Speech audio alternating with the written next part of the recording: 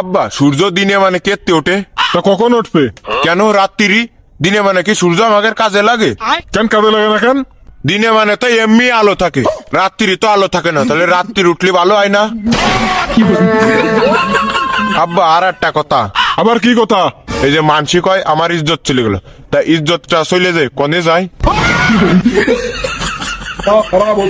আব্বা এ কথা নাই, বাদ দিলাম, আর একটা কথা আছে।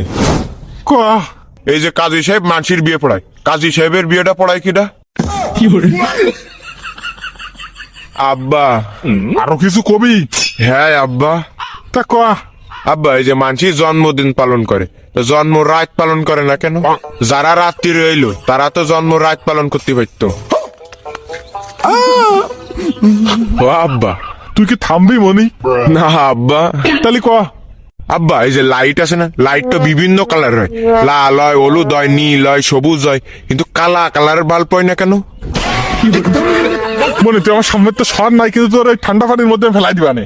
আব্বা পানিতে ফেলানোর আগে আর একটা প্রশ্নের উত্তর দাও। আবার কি প্রশ্ন?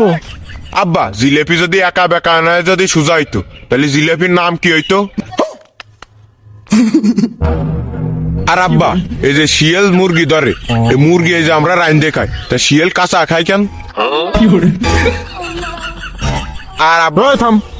না থামবো না। তাহলে কয়া। বিষে যদি মিয়াত না থাকে, ওই বিষ খেলে কি মানুষ মরিয়ে যায়? আব্বা এটা শেষ কথা, এই যে আমরা চোখ দিয়ে সবকিছু দেখতে পারি, কিন্তু চোখের ভিতর কিছু গিলি এটা দেখতে পারি না কেন? কিন্তু গিলি না আব্বা যাবো না, আর একটা কথা কব। শুয়ারের বাচ্চা আবার তুই আর কি কবি?